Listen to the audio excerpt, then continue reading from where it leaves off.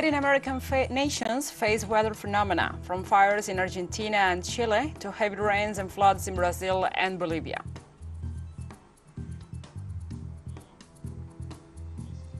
Peruvian President Pedro Castillo called for a new round of talks between the country's political sectors.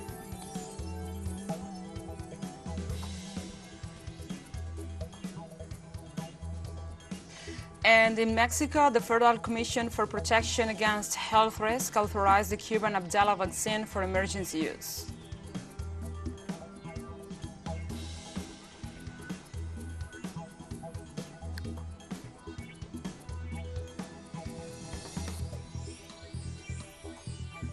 From the headquarters of TeleSUR English in Havana, Cuba, this is From the South. I'm your anchor, Gladys Quesada.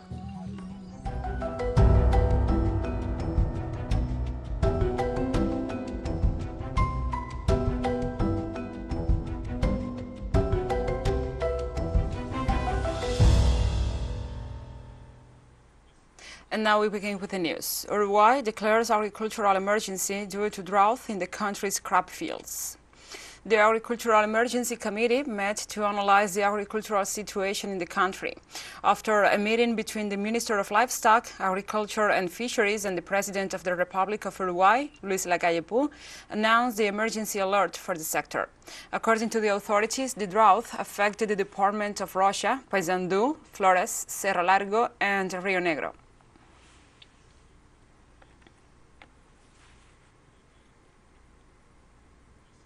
As of Wednesday, Bolivia has registered at least 15 deaths in 6 departments due to the heavy rains that have been affecting the nation for several days.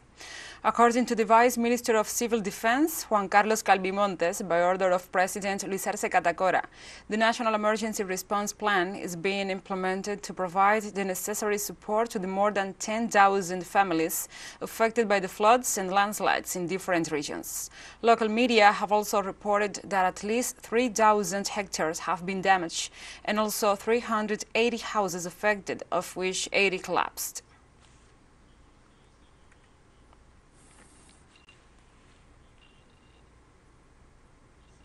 And the floods in Brazil have left at least 24 people dead, 400,000 affected, and some 65,000 displaced. According to civil defense reports, 2 of the 3 bodies found are those of a couple whose vehicle was swept away by the water in the town of São Félix do Coribe, while the 3rd is a man from Ubaitaba who was run over by a driver, who lost visibility due to the rains. So far, more than 37,000 people have lost their homes and another 53,000 were evicted.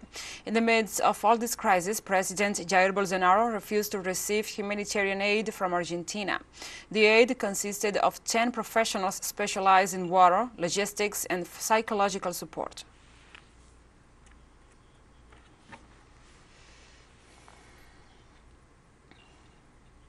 Chile's government declared an agricultural emergency for the municipality of Quillón due to the severity of the forest fires during the year, with a historic minimum of rainfall in large regions of the country. According to the National Forestry Corporation, the red alert persists for the municipality located in the central region of the Chilean territory, at the same time that an active fire with low intensity and propagation is reported in the advanced front, while there are other sectors with the intermittent outbreaks within the burnt area. In total, more than 2,100 hectares of natural vegetation were ignited during the last month, out of the 28,000 hectares that affected the center and the south of the Indian nation. So far, the Ministry of Agriculture has decreed an agro-environmental emergency due to water deficit in 226 communes of the country across 9 regions, while there are other declarations of agricultural emergency because of production interruptions caused by bad weather and pests, to which Quillón will be added as a result of the fires.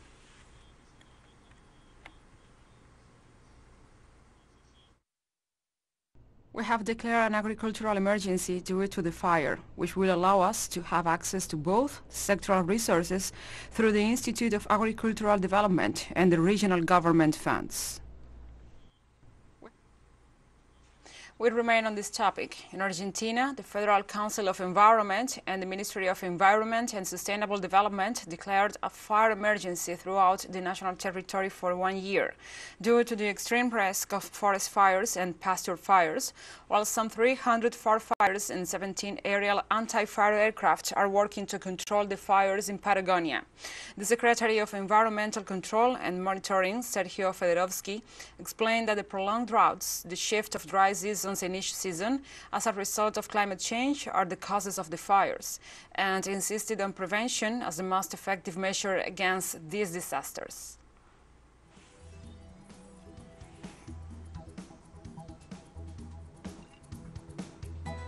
We'll be right back after this very short break, so don't go away.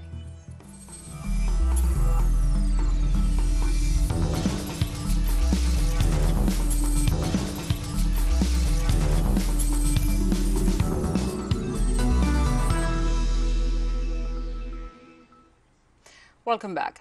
Peruvian President Pedro Castillo called for a new round of talks between the country's political sectors. Castillo announced that the meeting seeks to solve issues such as the economic reactivation, health measures, the return to classes, and the public safety. The head of state also assured that the country's political sectors must commit themselves to govern by and for the people, fostering political, economic, and social stability. At least 10 sectors with representation in the parliament are expected to participate. The first round of talks took place on December 3rd, with no confidence motion against Castillo was being debated, which was rejected.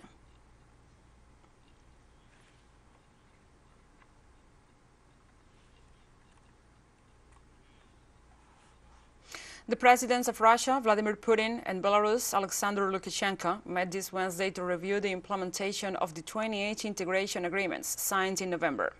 This is the sixth meeting between the two leaders during 2021, where they reviewed the implementation of 28 integration agreements signed last November during their last meeting. These agreements aim to deepen the interaction between Moscow and Minsk in the areas of taxation, customs, and common energy markets. They will also work to establish common policies in the financial, industrial, and agricultural spheres. The two countries have been advocating for the creation of a state union since 1996, but only 3 years ago did they make the progress on these agreements, which the governments consider mutually beneficial. As you suggested, we will hold joint military exercises at the beginning of the year. Our military officials will finalize the dates in March or February. I don't know what dates they'll choose. They are continuing to shock us with sanctions. There have been 5 sanction packages, and they are speaking about a 6th. Though these sanctions are brainless and not needed by anyone, as we've actually increased our trade volume, and our GDP has grown in this year of sanctions and the pandemic. Russia played a major role in this, as well as our other friends in the international arena, though in lesser measure. I publicly and genuinely thank you for this. Russia announced that the second pipeline of the Nord Stream 2 is ready for operation. Authorities of the Russian company Gazprom informed this Wednesday that the facility was operational pressure and is ready to start functioning. They state that the Nord Stream 2 has the capacity to transport 55 billion cubic meters of gas per year, and it is the longest gas pipeline that passes under the sea in the world. In this context, Russian President Vladimir Putin emphasized that the launching of the pipeline will lead to lower gas prices in Europe if the European authorities approve the startup. In November, German authorities suspended the certification of the infrastructure, citing legal issues, while the United States continues its policy of aggression against this initiative.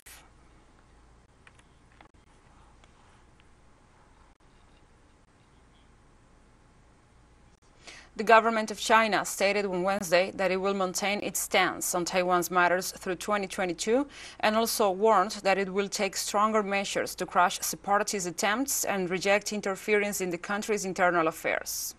China's Taiwan Affairs Bureau spokesperson Ma Jianwan warned on Wednesday that Beijing will take drastic measures if the island moves toward independence. Ma said that it's possible that foreign intervention and secessionist provocations could become more acute and intense in the coming months. The official also stressed that efforts to seek new forms of integrated development across the strait will continue.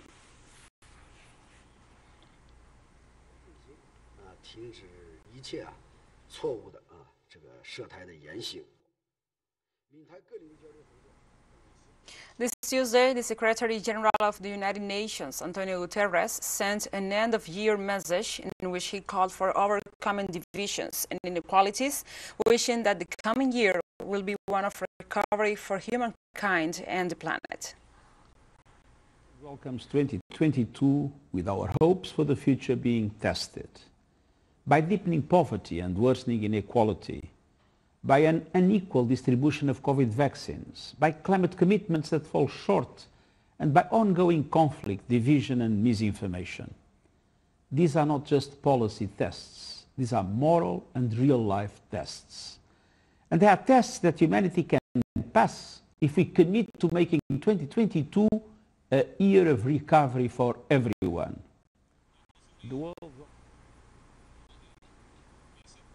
The Israeli army carried out a new attack against the Palestinian people in the Gaza Strip. The border between Gaza and Israel had been quiet since the clashes last May. However, the Israeli army announced an attack on Hamas positions in retaliation for a lightly wounded civilian at the Gaza border. Local media confirmed the Israeli tank attacks, as well as the wounding of several Palestinian farmers during the operation. The events take place after the Israeli Ministry of Defense announced the completion of a 65-kilometer barrier to separate the two territories.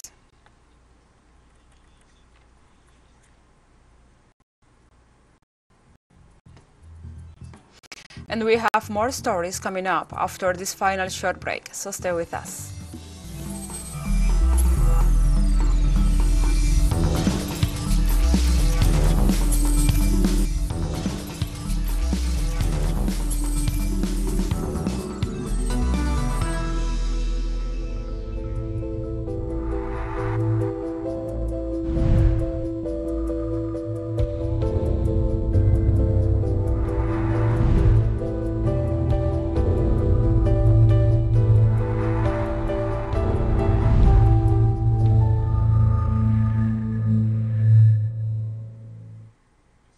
Welcome back to From the South.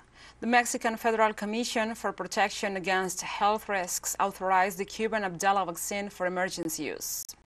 Authorizations issued by the Commission are part of the national strategy of sanitary regulation and gives access to the greatest number of health products as long as the quality, safety and efficacy of the product are proven. All decisions from this regulatory authority are made on the basis of the technical and scientific evidence presented. The Committee on New Molecules met on the use of this vaccine and received a favorable technical opinion from the experts, and also certified that it meets the quality, safety and efficacy requirements necessary for its application. St. Vincent and the Grenadines also accepted the use of this product, and consequently other nations in the areas are prone to reviewing the likelihood of its use.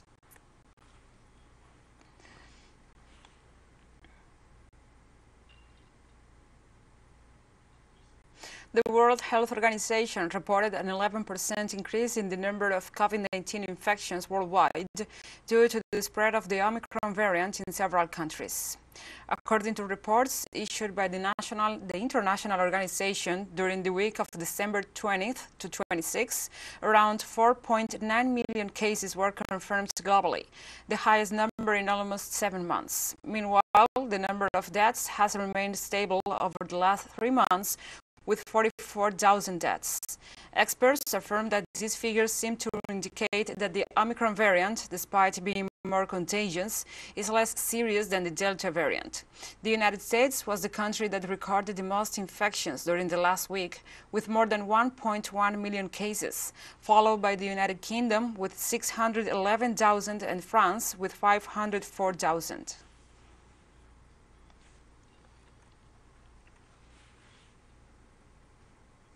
On Wednesday, the World Health Organization warned that tsunami of Omicron and Delta COVID-19 cases will pile pressure on health systems already being stretched to their limits. That Omicron, being more transmissible, circulating at the same time as Delta, is leading to a tsunami of cases. This is and will continue to put immense pressure on exhausted health workers and health systems on the brink of collapse. In the U.S., new cases of COVID-19 have soared to their highest level on record, at over 265,000 per day on average, a surge driven largely by the highly contagious Omicron variant. New cases per day have more than doubled over the past 2 weeks, eclipsing the old mark of 250,000 set in mid-January, according to data kept by Johns Hopkins University.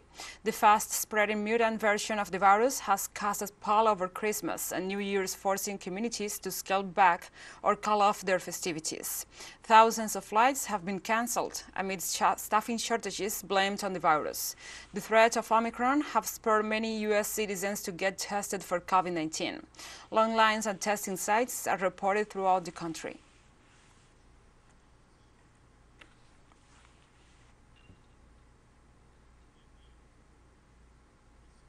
In Italy, a study reveals that 70% of patients in serious conditions due to COVID-19 were not vaccinated against the virus. According to a report published by the Italian Federation of Health Companies, FTS, the number of patients admitted to the intensive care units who have not been vaccinated increased by 46% in the last 3 weeks, while also the number of vaccinated patients rose by only 19%. The study also reveals that the average age of hospitalized patients who have not been immunized is 63 years, while the average of those who have received the vaccine is 70 years.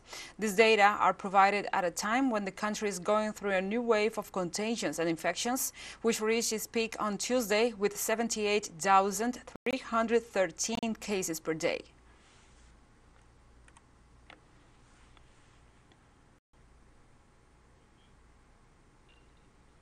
This Wednesday, Spain reported more than 99,000 new infections due to COVID-19. However, authorities are considering reducing quarantine times for patients with mild symptoms. This new number of infections exceeds the figure of 6 million people since the beginning of the pandemic. For her part, the Minister of Finance and Public Function, María Jesús Montero, stated that quarantine times could be reduced to 5 days if the disease is mild. Montero asserted that the idea will be carried out on the updating and evolution of the pandemic as long as the decision was based on clinical evidence. She also reminded that the nation is facing the 6th wave of contagion. However, she assured that the situation is favorable for the nation due to the fact that 90% of the population has completed the vaccination schedule.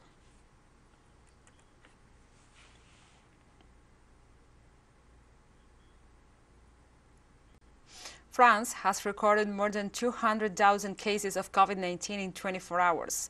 A new daily record, Health Minister Olivier Véran said on Wednesday as the Omicron coronavirus variant continues to spread.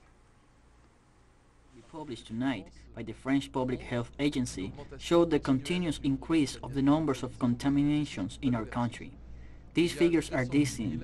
There are 208,000 French people who have tested positive for COVID in the last 24 hours. I did a quick calculation before joining you.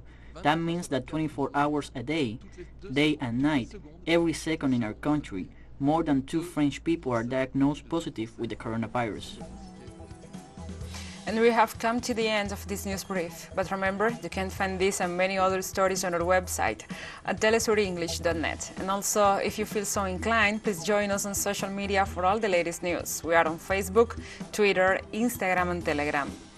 For Telesur English, I'm Gladys Quesada. Thank you for watching.